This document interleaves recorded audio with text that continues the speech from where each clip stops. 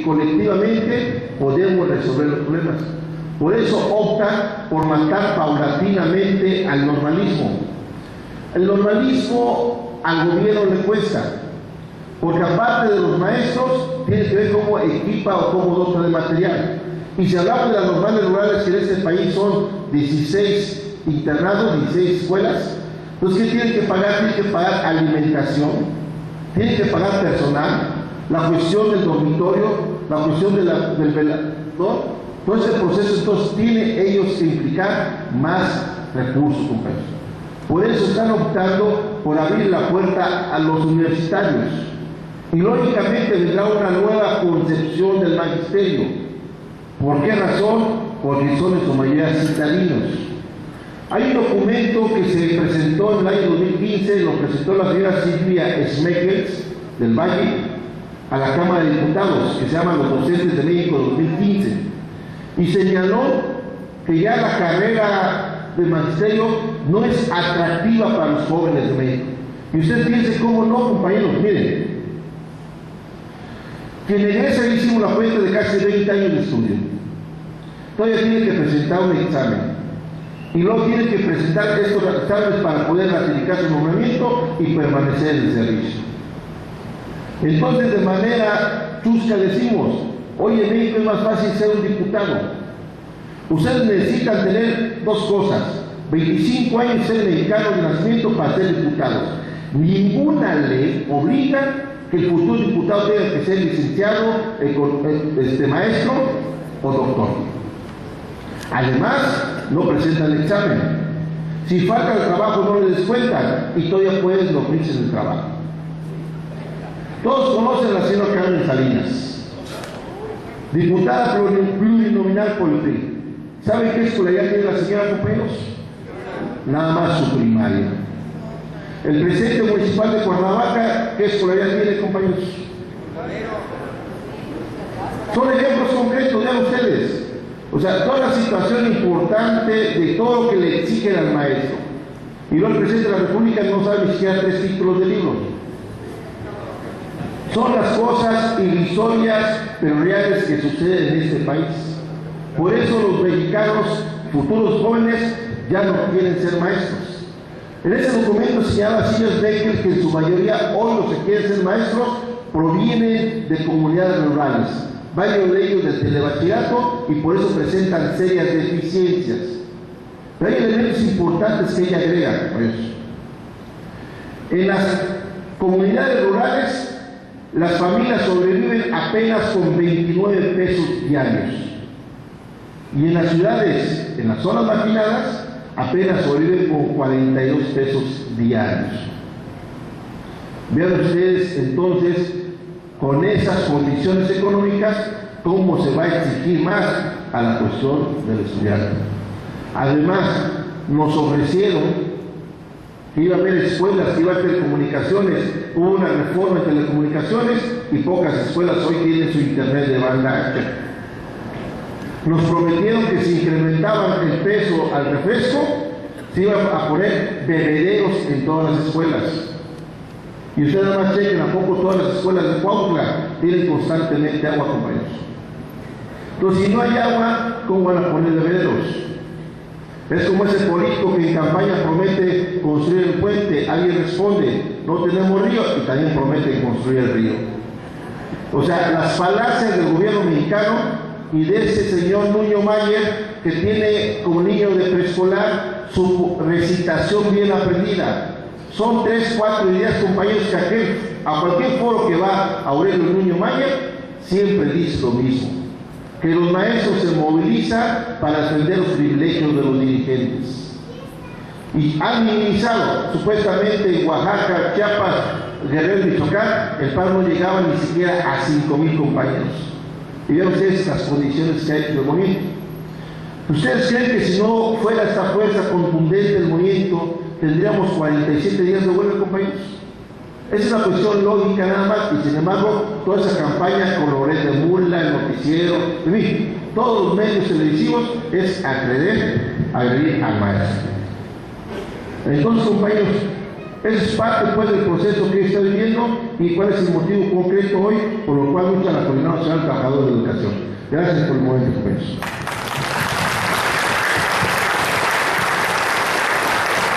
Muchas gracias al maestro Alberto del Canto. Un panorama realmente muy amplio, muy ágil, señala muchos aspectos muy importantes que nos informan, nos actualizan, nos ubican en cómo está ahorita la situación. Nos muestran las formas cada vez más refinadas y perversas en el que el gobierno, el Estado, ha ido logrando someter el trabajo digno de los docentes. Ese es el problema, compañeros. No solamente es una reforma laboral que paga menos, en realidad es todo un proceso muy complejo de sometimiento de los trabajadores de la educación, de una humillación de los trabajadores. El maestro Alberto del Canto lo acaba de expresar de una manera muy amplia, con muchos ejemplos, bastante claro. En el transcurso, aquí a mi izquierda, llegó la doctora María de la Luz Arriaga, viene de la Ciudad de México, académica de la Universidad Nacional Autónoma de México. Voy a hacer entonces una pequeña modificación al orden que originalmente les había ayudado. Inicialmente, después del maestro del canto, iba a venir el doctor Barrera, pero vamos a ceder la palabra a la doctora María de la Luz Arriaga. Bienvenida.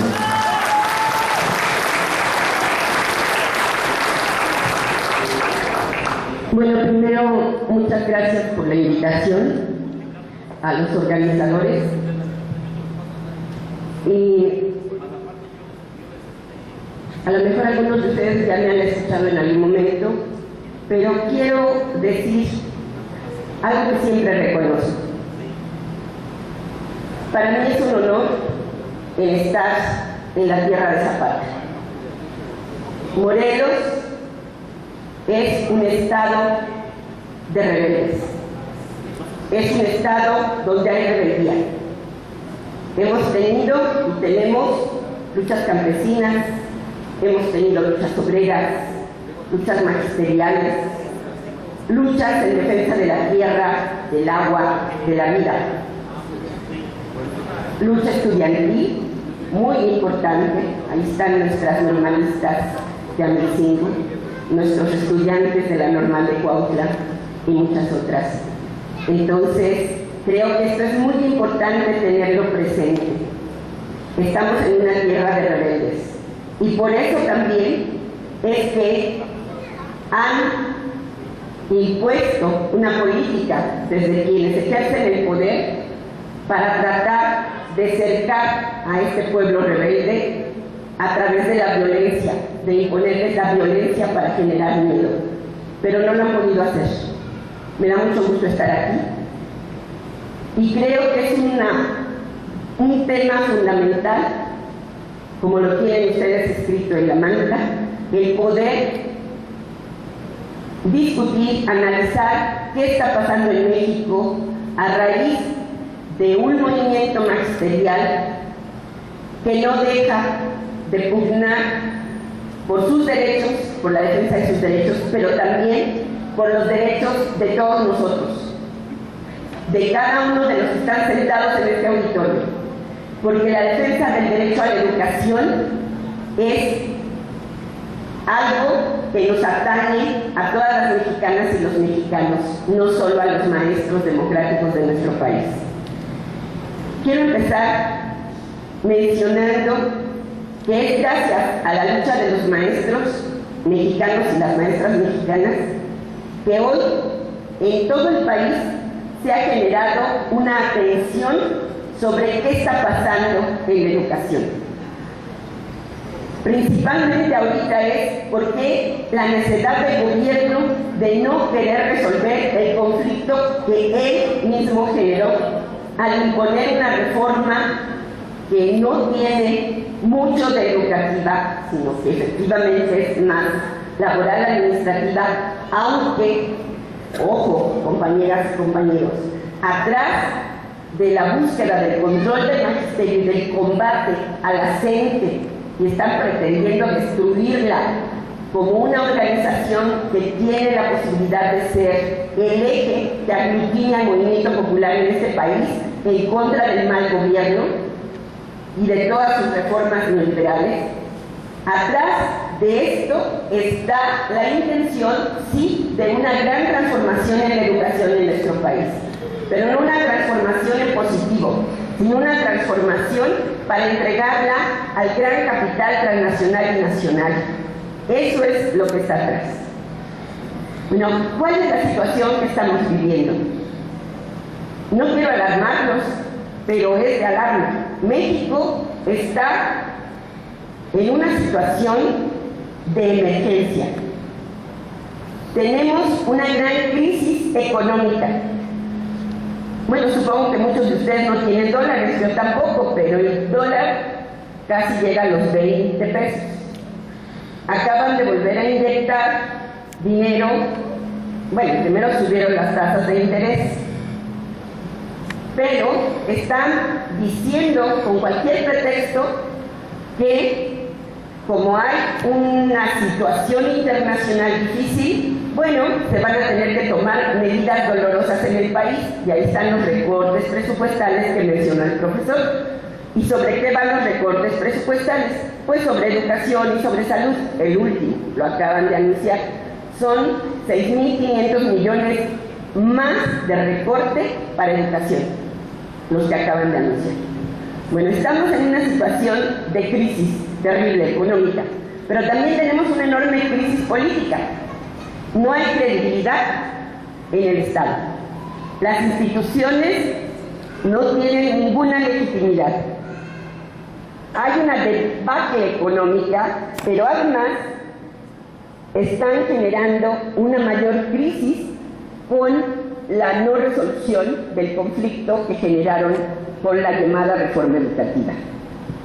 Afortunadamente, crece el respaldo social demandando, junto con el magisterio democrático, la abrogación de la reforma educativa.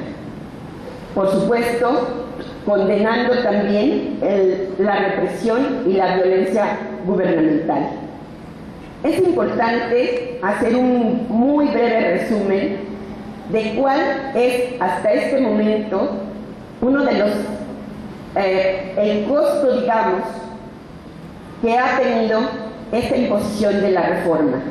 El profesor Alberto ya mencionó algunos de estos. Tenemos 8,000 maestros despedidos en el país.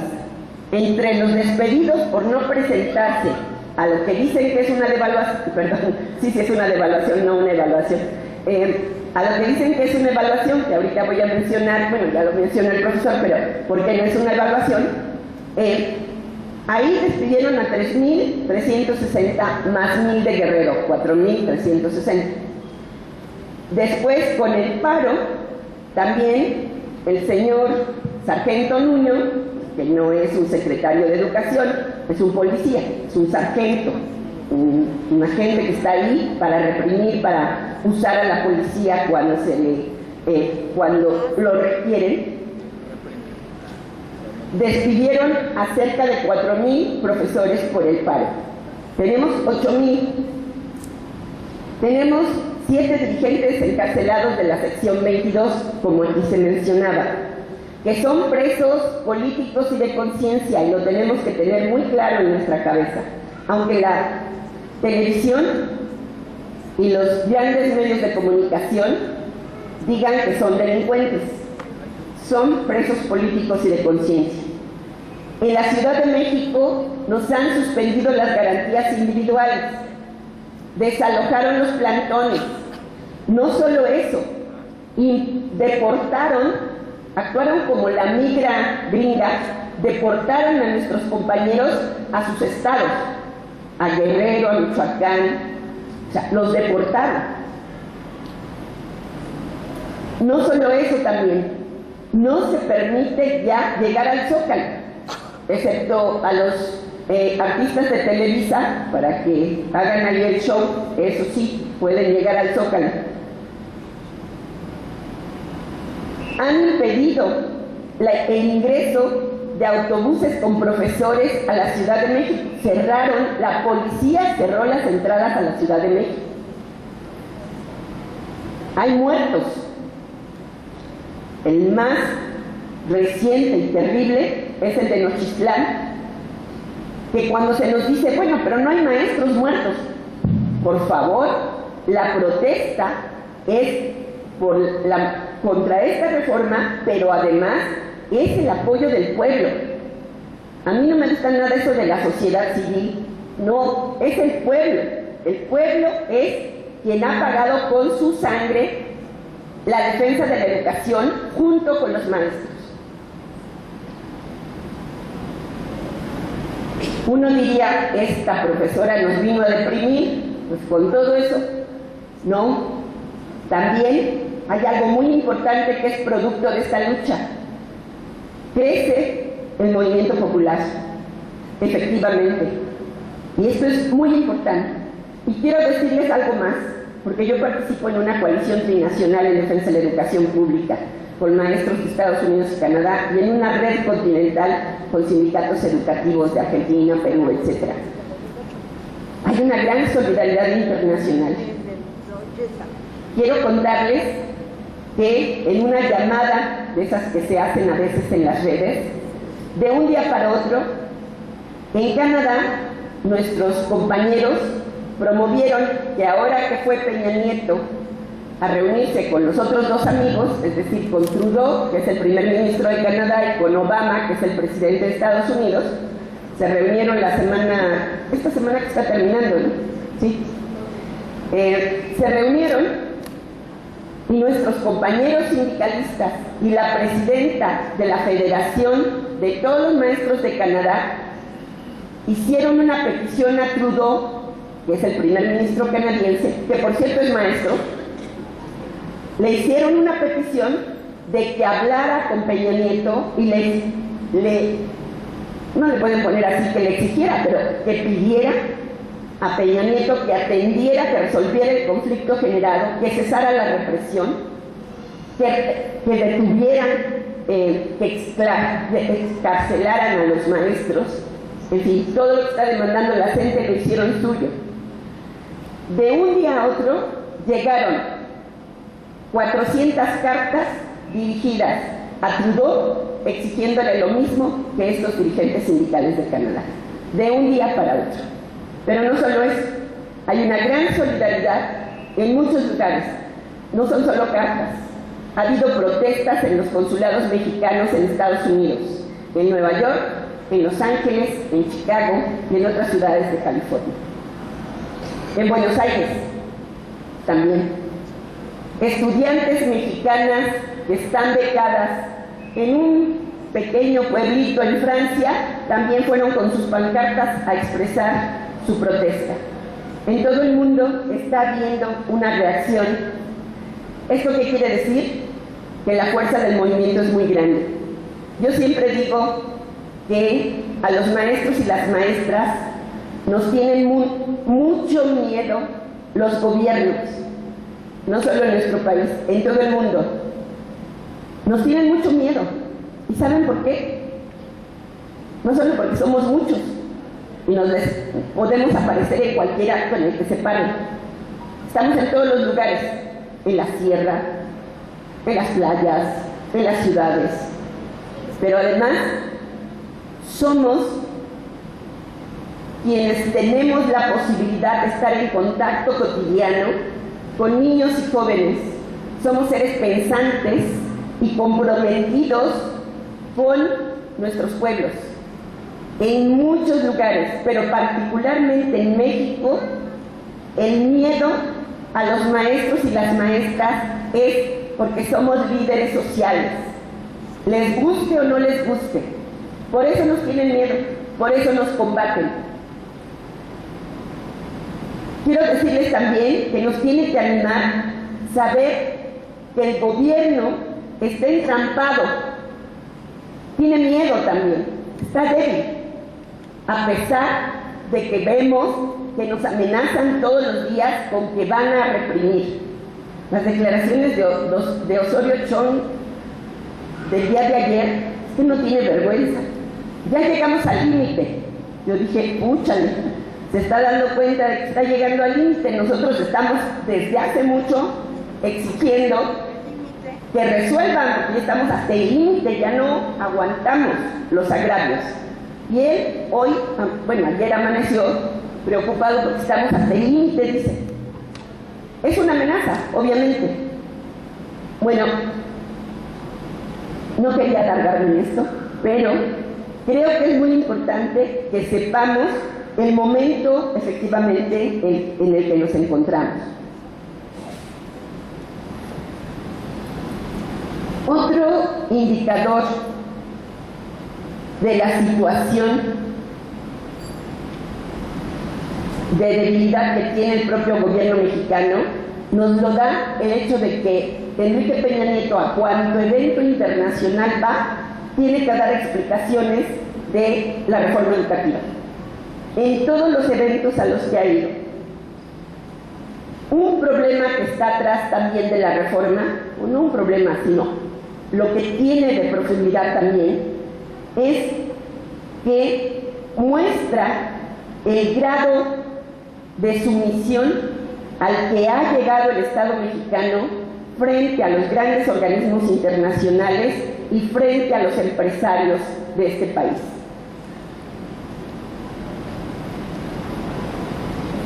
Es muy importante que tengamos claro también qué representa la educación en México. Algunos de ustedes son tan jóvenes como yo. Y cuando yo iba a la escuela primaria, mi desayuno escolar era un cuarto de leche, un huevo cocido, un chocolate vaquita, un sándwich. Yo iba feliz todos los días en la mañana, aunque en mi casa soy hija de obrero, pero alcanzaba para desayunar. Pero yo iba feliz a formarme con mis 20 centavos porque a mí me gustaba ese desayuno. No tiene ninguna comparación con lo que hoy les dan a los niños en el desayuno escolar. Nada. Bueno, ¿qué es lo que nosotros tenemos en México en la educación? La educación en México es un derecho social. ¿Qué quiere decir esto? Quiere decir que la sociedad mandata al Estado para garantizar educación pública, laica y gratuita. Esto significa una educación, ¿qué quiere decir pública? Social. Quiere decir que en México, por ejemplo, en las universidades públicas, se enseña, se prepara para ser médicos, pero con un contenido no solo para que puedan vivir de su trabajo, sino para que puedan servir a su país. Maestros en el mismo sentido, ingenieros en el mismo sentido. La educación pública forma para eso. Pero no solo esto. En el artículo 3 constitucional que viola el gobierno, también se dice claramente que la educación debe ser democrática para erradicar fanatismos, fortalecer la soberanía nacional. Ahí se establecen los principios del Estado mexicano. La educación en México ha contribuido para que tengamos una identidad nacional y para que, además, aprendamos que somos un país independiente y que tenemos que tener soberanía. Repito, ahora hay una sumisión ante los grandes poderes internacionales y transnacionales. Ese es un problema, por eso no resuelven, por eso no quieren dar marcha atrás en la aberración de reforma educativa que introdujeron, porque es una reforma que busca privatizar la educación, que busca también cambiar los contenidos y la formación. Si nos quitan eso, una formación crítica, científica, humanista, la degradación de nuestro país va a ser mucho mayor. Por eso tenemos que defenderla.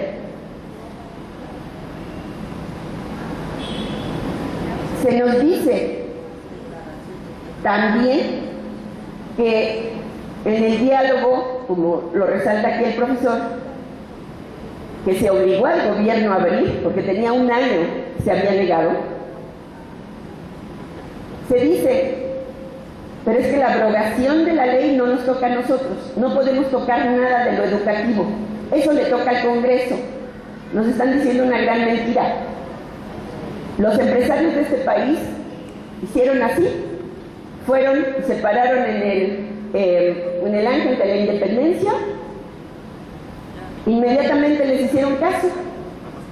El presidente vetó la ley 3 de 3, como se había aprobado, y se fueron a un periodo extraordinario en el Senado.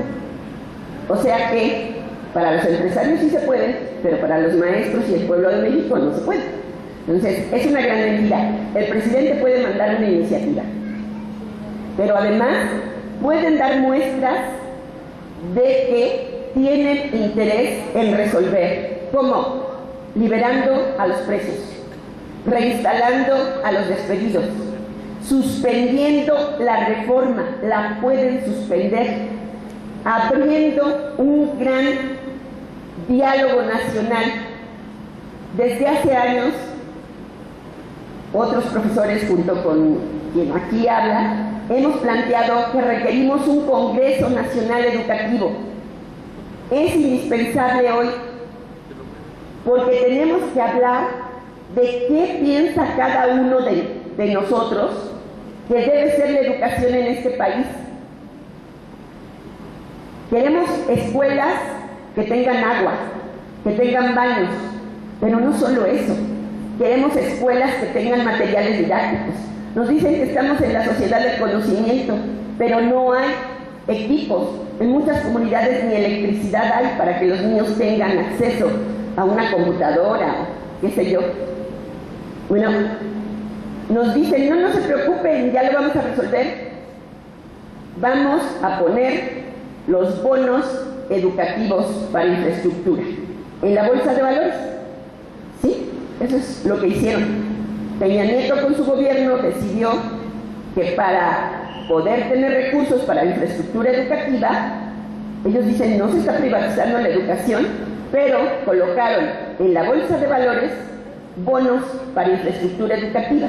Es lo de escuelas al 100, es eso. Y ustedes me van a decir, ¿pero eso qué significa, eso de los bonos? Significa que las aportaciones federales que les corresponden a Morelos, Oaxaca, Guerrero, etcétera, todos los estados, las aportaciones federales para infraestructura se van a hipotecar, porque los capitalistas no son tontos, ellos quieren garantías. Yo invierto, pero ¿qué me ofreces? ¿Qué garantía? Y la garantía es no la escuela físicamente, pero sí las aportaciones federales para las escuelas de quienes acepten el programa de escuelas al 100. Ustedes van a decir, bueno, ¿esto qué significa? Significa que Peña Nieto va a tener 50,000 millones de dólares, de pesos, en los próximos 3 años para ejercerlo en infraestructura educativa. Él se va, pero la deuda queda para muchos más años y además tienen que dar intereses por los bonos. Es una inversión. Y he de decirles que un banco que ustedes conocen, que se llama Bancomer, y una gran financiera que se llama Merrill Lynch, compraron la primera emisión de estos bonos y son 8,000 millones de pesos los que invirtieron. Entonces, ¿quiénes van a pagar esos bonos? La garantía son estas aportaciones, pero si no hay para pagar, imaginen quién va a pagar ese dinero. ¿A quiénes nos van a pedir? Pues a los padres de familia en las escuelas, o a menos que vendan las escuelas. Digo, son capaces de vender todo, ¿no? Entonces, bueno, eso es muy importante. Lo otro que quisiera comentar, se nos dice que no hay privatización. Yo siempre he dicho que en México va a ser difícil que veamos letreros en la UNAM que diga se vende en la UNAM, o se vende la escuela Narciso Basolso, la escuela Zapata. Pero